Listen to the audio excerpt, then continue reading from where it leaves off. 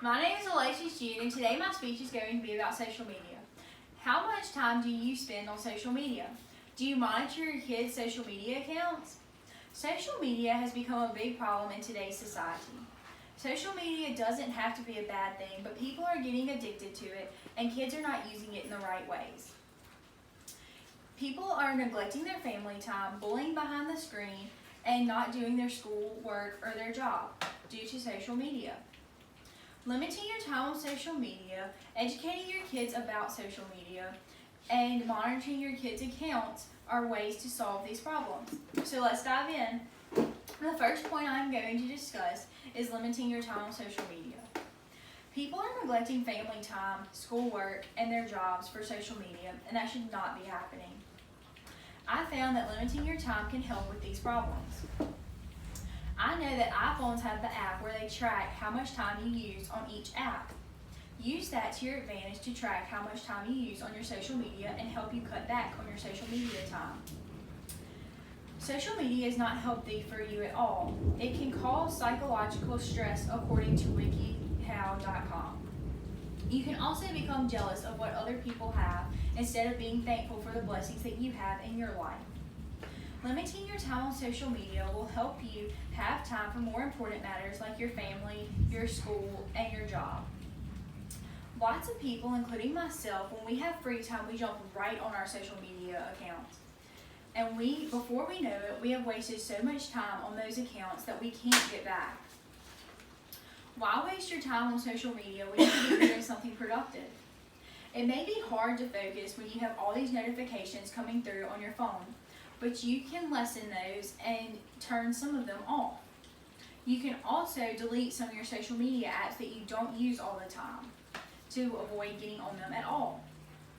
PCMag.com says that the Center of Humane Technology found that all the bright colors of these apps attract our brain to them. They found a way to fix it called grayscale. Grayscale makes the apps appear not as colorful to our brain. There are also many benefits if you limit your time on social media, like time management skills, and you start engaging with the people around you. Social media was made for you to be more social, but let's be honest, you're not being more social. If anything, you're being less social. I want to challenge you to get off of social media and start engaging with the people around you. Don't let yourself get so caught up in the social media that you don't know what's going on in the world around you. The second point is to educate your kids on how to use social media properly. So many kids have their own social media accounts or have access to someone else's account. We need to make our kids aware that bad things can happen on social media. Social media can cause kidnapping, cyberbullying, and many more bad things. Kids are influenced so much by peer pressure these days. Social media is one of the biggest marketing for peer pressure. Kids are always trying to compete with each other on who can get the most friends or the most likes on social media. But in the big scheme of things, does that even matter? In a personal opinion, I would say no. But to many, it does matter. Many kids meet people that they have only talked to online, but who's to say that they are lying about their identity or aren't lying? Do you know how easy it is to create a fake account? Well, it's as easy as 2 + 2. Cyberbullying is a very serious problem that happens on social media. The actual definition of cyberbullying, according to dictionary.com, is the use of electronic communication to bully a person, typically by sending messages of intimidating or threatening nature. Many kids are more willing to bully behind the screen. There are also ways you can send anonymous messages, and the person receiving the message will never know who sent them. WaitUntilAids.com says that 66% of teenagers have experienced cyberbullying. That's more than half of our teenage society. If we are going to allow our kids to have social media accounts, let's educate them on what's not okay and what is okay. The next and final point is going to be monitoring kids' social media accounts.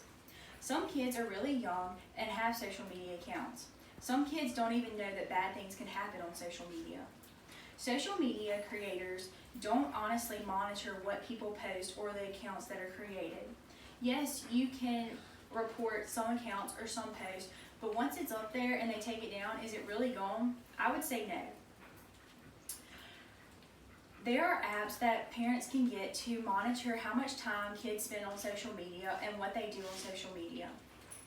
One of the best ways to monitor kids' account, according to KidGuard.com, is to have your kids' passwords and monitor and look at them occasionally.